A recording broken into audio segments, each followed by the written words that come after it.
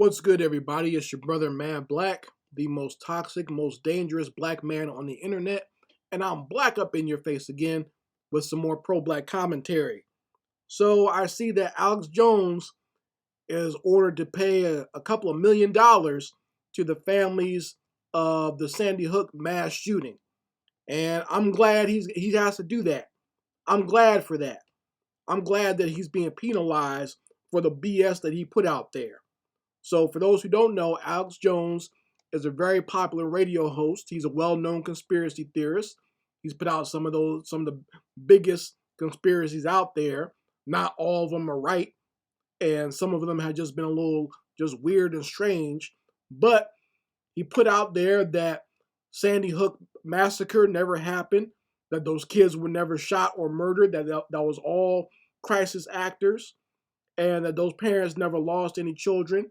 So by doing that, by putting that out there, especially to his crazy ass audience, those parents got harassed and got attacked by his followers. So that's why they were suing his punk ass for putting that trash out there in the first place. And I'm going to tell you something. If my child got murdered by one of these little white devils, and then after dealing with all of that, I have to deal with this no-neck fat bastard and all his minions saying that it never happened and they're harassing me and attacking me, I'll probably put one of them in the ground too. I would just probably wind up going to prison for putting one of them in the ground for harassing me, right? Excuse me. Or catching Alex at one of these protests. But when you do stuff like that, when you get online and you say stuff that you don't know what the source is, you don't have any real evidence, you're just saying stuff out your ass, and you're hyping up a bunch of people to do something, then you have to take the responsibility, and you got to take the consequences for what you say.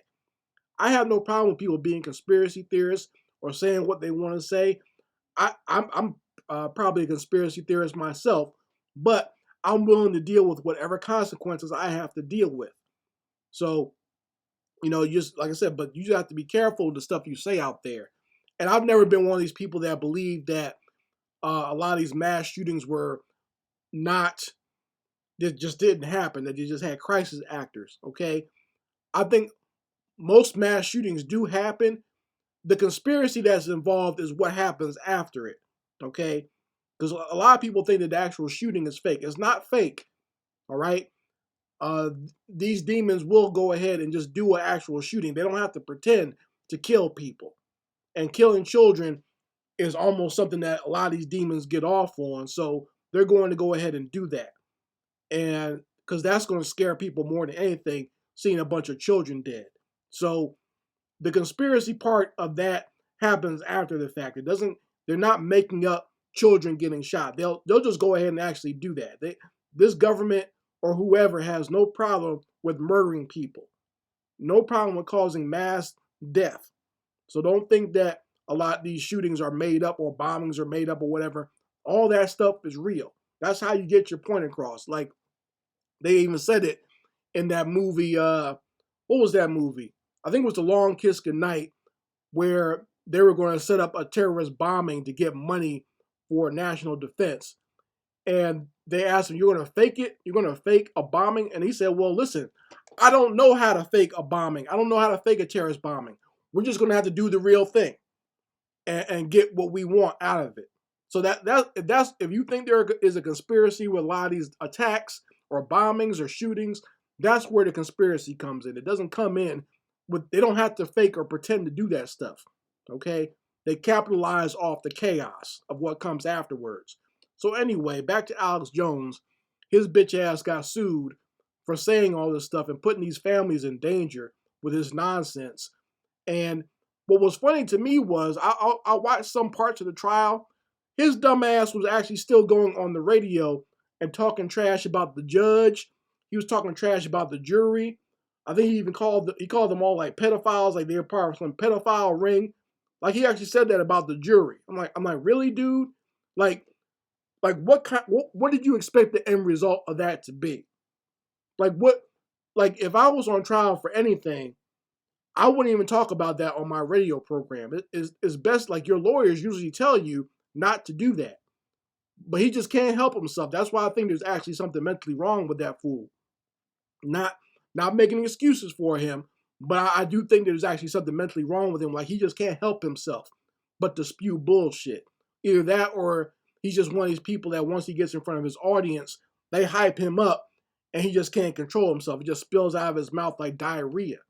So he has to go out there and say this nonsense and be outrageous just to get attention. Like that's the only way his fat, fugly ass could get attention as a child. So that's probably why he still does it.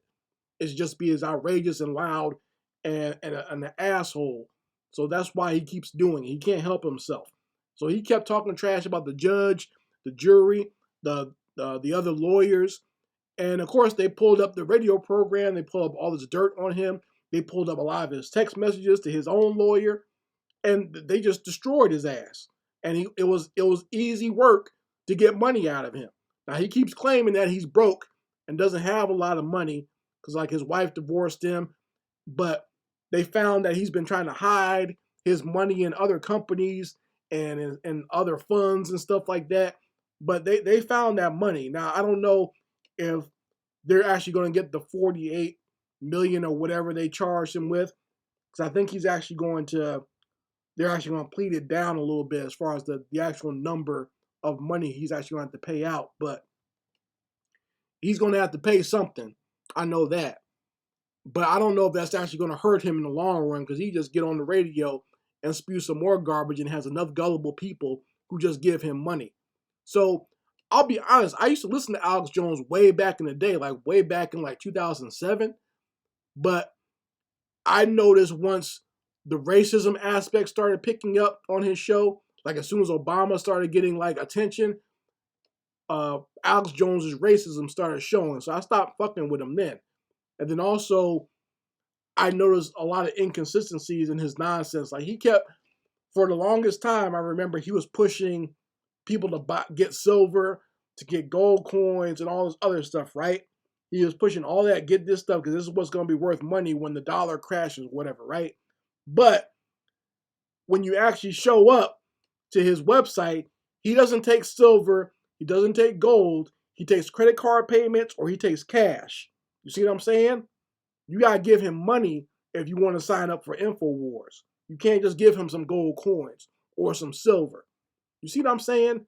So, in my opinion, when people do stuff like that, that shows either they're crazy or they're just bullshitting you when they do stuff like that. Where they tell you that the dollar's crashing and money doesn't matter, but they still take all this money for their subscriptions. You see what I'm saying? These people are still getting over on you somehow, some way.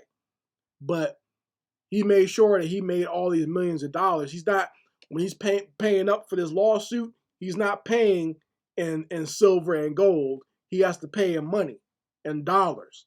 Okay? And that's the money that he's accumulated all these years with his nonsense. But, I mean, you folks let me know how you feel about Alex Jones in the comments section. Once again, like I said, I used to watch him years ago, but I picked up on the racism, and he really went off the deep end with the whole Trayvon Martin situation. A lot of white people showed their ass when Trayvon Martin got shot, and Alex Jones was one of these devils out there defending pieces of trash like George Zimmerman. Okay? So that's how I was able to pick out a lot of these devils with their nonsense. When that situation happened, once again, I don't like that situation happened to that young boy. I don't like to see young black people or black people murdered at all.